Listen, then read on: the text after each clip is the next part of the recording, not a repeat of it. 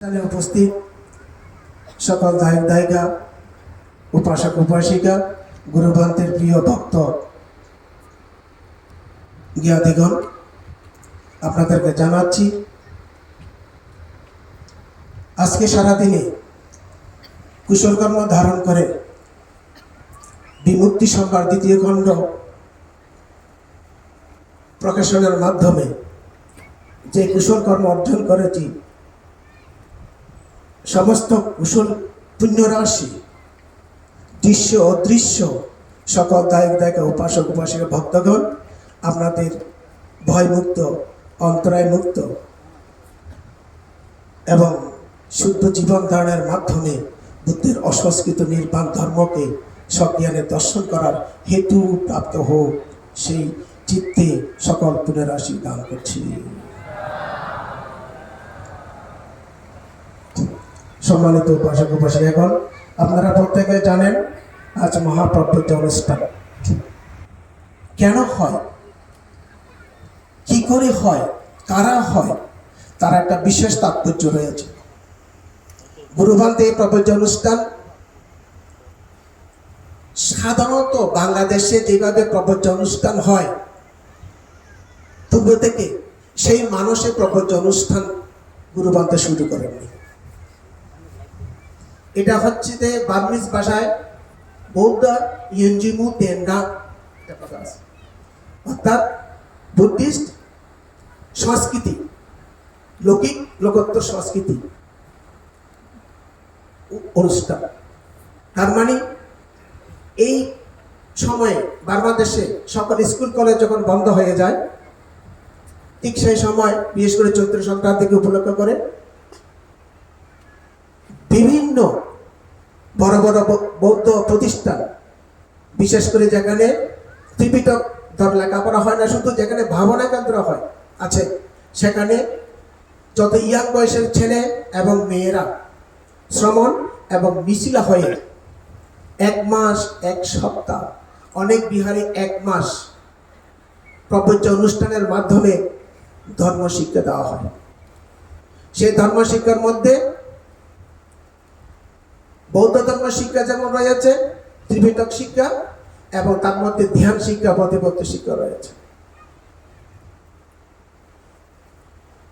এই ভিক্ষু শ্রবণ এবং মিশ্রদেরকে, যারা খুব জ্ঞানী ভিক্ষু, তারা তাদেরকে ধর্ম শিক্ষা দেওয়া হয়। প্রথম 1 সপ্তাহ দেওয়ার পরে পরবর্তী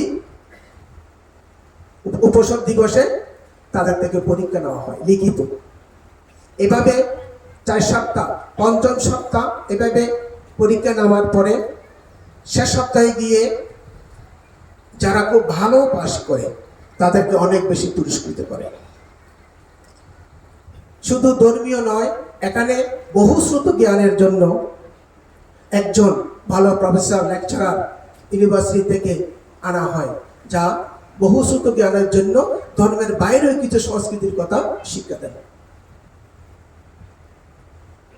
যার কারণে বাংলাদেশের এক ছেলে মেয়েরা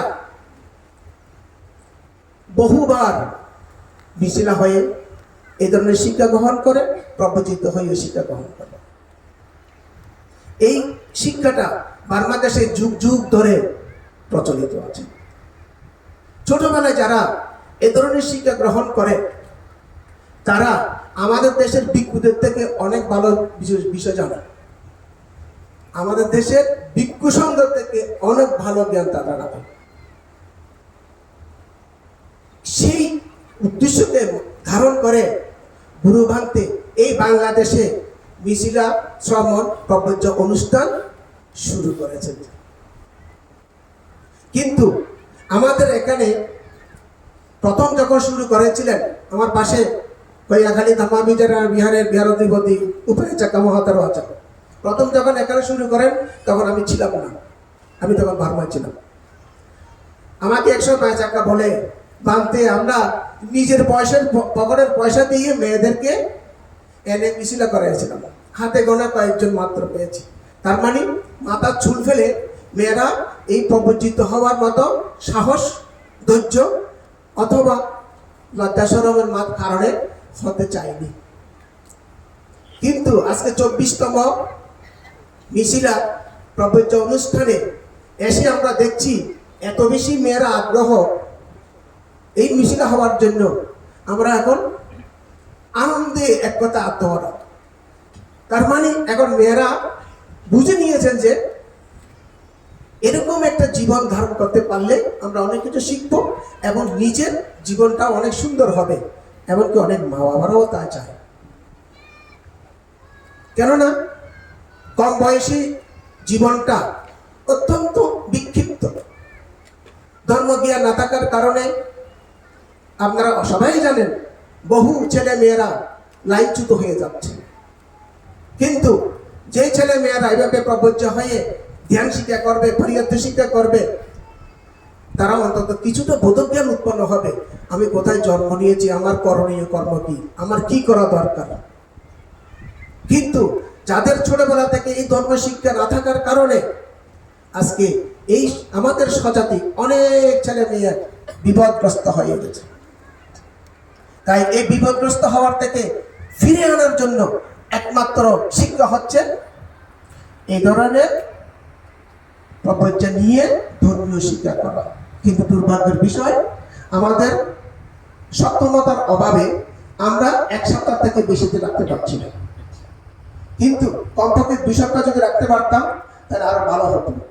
তাই আমি কর্তৃপক্ষের প্রতি আহ্বান জানাবো, ভবিষ্যতে এই শিক্ষাটাকে 2 সপ্তাহ যদি আমরা করে দিতে পারি তারা অনেক কিছু শিখে আসবে। আশা করি কর্তৃপক্ষ সেটা বিবেচনায় আনবে। সাথে সাথে এখানে আমাদের বাংলাদেশে আগে যেসব প্রবচন নেওয়া হতো সেখানে বিহারের মধ্যে কোনো শিক্ষা নাই। এটা আমরা আপনাদের মা বাবারা আমার থেকে ভালো বোঝেন।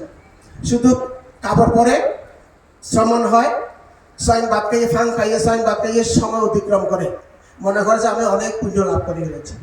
বাস্তবে চিবর পরিধান করলে হবে না। কেন আমি চিবর পরিধান করছি, কেন আমি প্রবজ্য হচ্ছি, এটা অনুধাবন করতে হবে। প্রবজ্য শব্দের অর্থকে অনুধাবন করতে হবে। আজকে অত্যন্ত আনন্দের বিষয় যে গুরুবান্তে এই শিক্ষা দেওয়ার কারণে অনেকে যে আগ্রহ প্রকাশ করে আসছেন, শুধু নয় এখানে অনেক দায়িকা আছে যাদের নিজ ছেলে নাই মেয়ে নাই, তারা অন্য ছেলে মেয়েদেরকে প্রবজ্য অনুষ্ঠানের জন্য সহযোগিতায় হাত বাড়িয়েছেন। তার অর্থ অত্যন্ত গুরুত্ব যে আপনারা এই যে প্রবজ্জিত হচ্ছেন ছেলে মেয়েরা, এদেরকে দেখার সাথে সাথে নিজেদের মনের মধ্যে আনন্দ প্রীতি জাগ্রত হচ্ছে।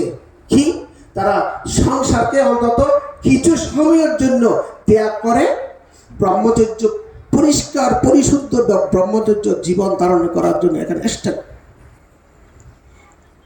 এটা সাধারণ কথা নয়। আপনারা এটাকে সাধারণ ছোট মনে করবেন না। কেন? আমি যদি উদাহরণ টেনে আনি, আপনারা অনেকে জানেন ভগবান বুদ্ধের সময় দারুচিয়ার কথা। দারুচিয়া মহা অকুশল কর্মের প্রভাবে সমুদ্রের মধ্যে হারিয়ে গিয়েছিল, কিন্তু তার ওই জীবনটার জন্য শেষ জন্ম। তার মানে তার কাছে এই জন্মে অরহত্ব ফল লাভ করার বীজ নিয়ে এসে আছে। তাই সে সমুদ্রে হারিয়ে গেলেও কোন রকমে এক চরে গিয়ে আটকে গেছে, মৃত্যু হয় নাই। কিন্তু তার শরীরের বল হারিয়ে ফেলেছিল, কাপড় চোপড় হারিয়ে গিয়েছিল, কোন রকমে বেঁচে আছে। কিছু রাখাল বালক দেখেছে এই লোকটা এখানে পড়ে আছে, এখন মরে গেছে মনে হয়, কিন্তু মরে নাই। স্বাভাবিক তাদের কাছে যে কাপড় চোপড় ছিল তাকে দিল, খানা ছিল যা দিল, একটু একটু একটু একটু সে দারুচির মনে উৎপন্ন হলো, আমি মনে বড় পুণ্যবান, তাই আমাকে ওরা দিচ্ছে, সুতরাং আমি এইভাবে বসে থাকি, সেইভাবে ওখানে বসে থাকি, উঠে নেওয়া। তাই মানুষে প্রতিদিন একটু একটু দান পেতে পেতে তার মধ্যে একটা লোভচিত্ত উৎপন্ন হয়েছে, অহং চিত্ত উৎপন্ন হয়েছে, আমি অনেক পুণ্যবান, না হলে কি আমাকে দিত মানুষ?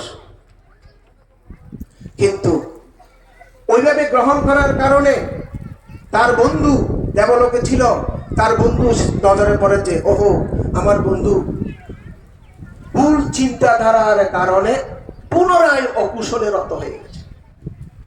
তাই সেই দেবতা দারুচির কাছে মানুষ বেশি আসে, বলছে, হে দারুচি, তুমি ভুল সিদ্ধান্ত আছো, তুমি অরহত হও নাই, তোমার তৃষ্ণা এখনো ক্ষয় হয় নাই। দেখো যত বনে ভগবান সম্বুদ্ধ আছেন, তুমি যদি বুদ্ধের কাছে যেতে পারো তাহলে তোমার জীবন সার্থক হবে। তুমি যে ধারণা উৎপন্ন হয়েছ সেই ধারণা ওখানে বুদ্ধ সাক্ষাৎ পেলে তোমার সেই জ্ঞান উৎপন্ন হবে। ঠিক পারুজি, ওই দেবতার সহযোগিতায় হোক, মা তার প্রীতি আনন্দ সুখের কারণে হোক, সে ওই স্থান থেকে যাতবন বিহারে উপনীত হয়েছিলেন। জায়গাটা কিন্তু খুব সহজ, ছোট জায়গা ছিল, অনেক লম্বা পথ ছিল। কি করে এই দারুচি এটা চর থেকে সমুদ্রে পার হলো, যাতবন বিহারে পৌঁছলো, আমার জানা নেই। কিন্তু আমরা একটা ধারণা করি দেবতার সহযোগিতা এসে গেছে। তবে এটা সত্য যে দারুচি ভগবান বুদ্ধের কাছে গিয়েছেন। ভগবান কাছে যাতবনে বিয়ে বুদ্ধকে পাই নাই। বুদ্ধ কোথায়? পিণ্ডচারণে গেছেন। সে দৌড়ে বুদ্ধর কোথায় সেখানে গেছেন, দেখে বুদ্ধ পিণ্ডচারণ করে ফিরতেছে, সে বুদ্ধের পেছনে গিয়ে দাঁড়িয়েছেন, ভগবান ভগবান আপনি আমাকে ধর্ম দান করুন। দেখছেন এই কথাটা ত্রিপিটকে লেখা আছে যে দারুচি বুদ্ধের কাছে গেছে। ভগবান বুদ্ধ দেখেছেন তাকে এই মুহূর্তে ধর্ম দেশনা দেওয়ার সুযোগ হয় নাই, সময় হয় নাই, ধর্মদান করা যাবে না। কেন? তার প্রচন্ড বিচ্ছু সাহস, আমি এই মুহূর্তে ধর্ম শুনতে চাই। অত বিক্ষিপ্ত চিত্তে তার ধর্ম শোনা সবার ধর্ম হবে না বলে ভগবান বুদ্ধ কিছু করে নাই। দ্বিতীয়বার যখন প্রার্থনা করলেন তখন দারুচি একটু শান্ত হলো। তার স্মৃতি বিচ্ছুর সাথে সাথে স্মৃতি একটু সমতায় আনলো। শ্রদ্ধা তো গভীর, তাহলে শ্রদ্ধা স্মৃতি বীর্য যখন সমান সমান হলো, ভগবান বুদ্ধ দিব্য চক্ষে এসে অবলোকন করেছেন। তখন ভগবান বুদ্ধ এখন যদি আমি তাকে ধর্মের কথা বলি সে শুনবে, উপকার হবে। কিন্তু ভগবান বুদ্ধের এতদিনের বুদ্ধ শাসনের মধ্যে হেঁটে হেঁটে ধর্ম দান করার কোনো প্রবণতা বা শিক্ষা ভগবান বুদ্ধের কাছে নাই। অর্থাৎ হেঁটে হেঁটে কাউকে ধর্ম দান করা যায় না। কিন্তু ভগবান বুদ্ধ দেখেছে তাকে যদি আমি এখন ধর্মের কথা না বলি, তার আয়ু আর সামান্য মাত্র আছে, সে মরে যাবে। ভগবান দিব্য চক্ষে ওটা অবলোকন করে দারুচিকে দুটো কথা বলেছেন মাত্র, সংক্ষিপ্ত কথা। দারুচি, যা কিছু উৎপন্ন হয় তা সবকিছু বিলয় হয়ে যায়। এখানে নিত্য বলতে কিছু নয়, সবকিছু দুঃখময়, অনাত্মাময়। এইভাবে ধ্যানের দুটো কথা বলেছেন। ওই কথাকে সে স্মৃতির মধ্যে আনয়ন করে করে করে ওই হেঁটে হেঁটে শ্রোতাপতি শক্তিদাগামী অনাগামী অরহত্ব ফলে প্রতিষ্ঠিত হয়েছিলেন। উপাসক উপাসিকাগণ, এখানে আমার মূল কথা নয়, বুঝার জন্য কথাগুলো বলেছি। মূল কথা কোথায়? এখানে আসুন। এবার দারুচি বললো যে ভগবান আমি ভিক্ষু হতে চাই, আমাকে ভিক্ষু করান। কিন্তু দুর্ভাগ্য, ভগবান দেখেছে তার অষ্টপরিষ্কার পাওয়ার যোগ্য নাই, তার পাত্র চিকর পাওয়ার যোগ্যতা নাই। তাই তাকে বললো, দারুচি তুমি যদি ভিক্ষু হতে চাও নিজে পাত্র চিকর জোগাড় করো। এই কথাটাই।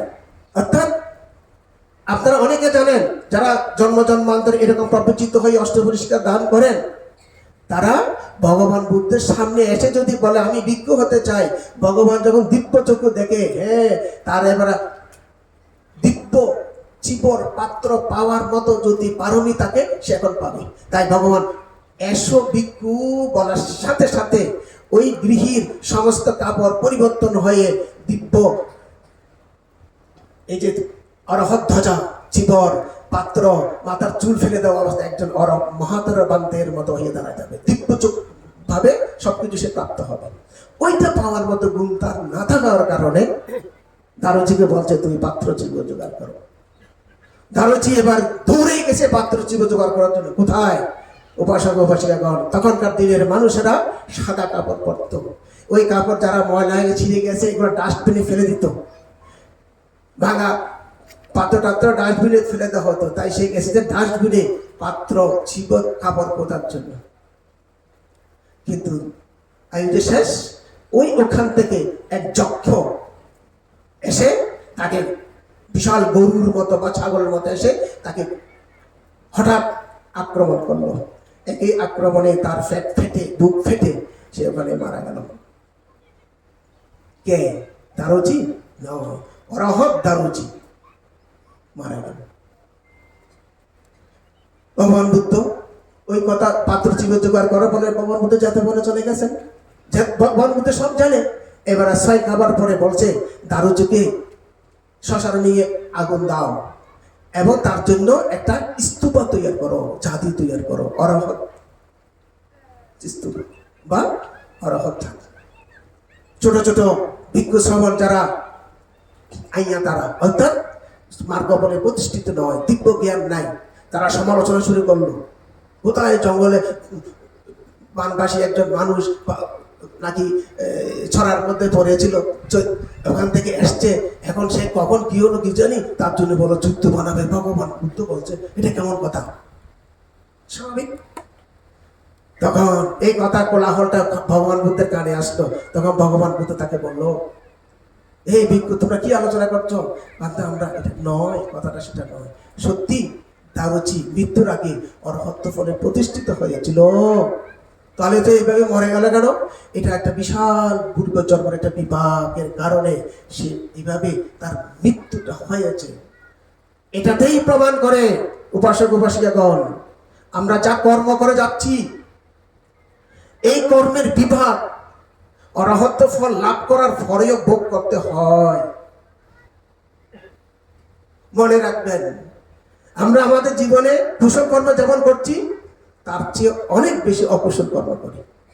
খাইদারে বাক্যদারে মনদারে, এটা কুশল কর্ম থেকে অকুশল কর্ম কিছুটা মাইনাস হয়ে বাকিটা আমি ফল ভোগ করবো তা নয়, ভোগ করতেই। তাই আজকে যে আপনারা প্রবচিত হচ্ছেন বা প্রবচিত করানোর জন্য সহযোগিতা করছেন, তার মানে অরহত্ততা অষ্টপরিষ্কার আপনারা দান করছেন। এটাই হচ্ছে যে কাকে দান করছেন? যে যারা সমন ভিক্ষু মিছিলা হয়ে 7 দিন পর্যন্ত আমাদের কাছে পারিয়াত্তি পাতিমাত্রি শিক্ষা বৌদ্ধ সংস্কৃতি তারা শিক্ষা করার মানুষই এখানে আসছে। যার এসে কি করবে পূর্বেই আলোচনার মধ্যে শুনেছেন, কোনো টাকা পয়সা এখানে রাখা যাবে না, কোনো মোবাইল ফোন এখানে ব্যবহার করা যাবে না। কেন? তিনি যেন প্রবচিত হয়ে তার আচরণশীল যেন পরিশুদ্ধভাবে পালন আচরণ করতে সক্ষম হয়, সেই কারণে বলা হয়েছে। তাই উপাসক উপাসিকাগণ, এই যে শিক্ষা আমি যে আজকে বইটি উন্মোচন করলাম বিভক্তি সংবাদ 2য় খণ্ড, আমার ছোট্ট মাত্র অবদান, কিন্তু আমি সমস্ত কিছু উপকরণ গ্রহণ করেছি আমার গুরু যিনি মাহাজি চেয়ারের শিষ্য পণ্ডিতা চেয়ার 3 মাস আমেরিকায় বসবাসরত অবস্থায় ধ্যানীদেরকে দেশনা করেছেন। 3 মাস ধর্ম দেশনার সমস্ত খোরাক এই বিভূতি সংবাদ 1ম খণ্ড এবং 2য় খণ্ডের মধ্যে।